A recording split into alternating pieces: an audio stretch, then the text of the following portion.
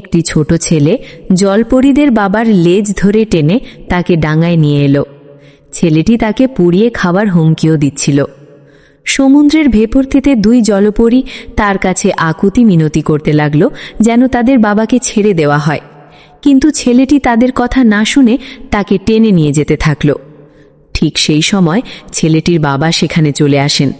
ওই ব্যক্তি তার ছেলেকে বকাঝকা করলেন এবং বললেন যে জলপরীরা খুব দয়ালু হয়, আমাদের তাদের সাথে মিলেমিশে থাকা উচিত।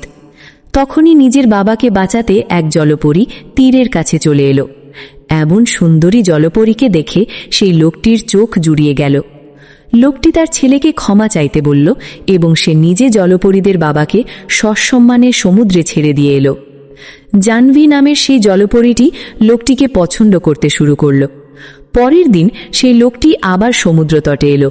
জাহ্নবী সেখানে আগে থেকেই তার জন্য অপেক্ষা করছিল।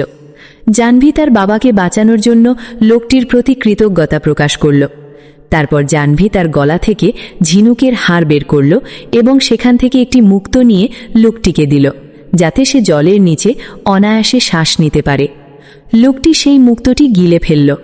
এরপর জাহ্নবী লোকটিকে জলের নিচে আসার আমন্ত্রণ জানালো এবং তাকে সমুদ্রের গভীরে তাদের আস্তানায় নিয়ে গেল।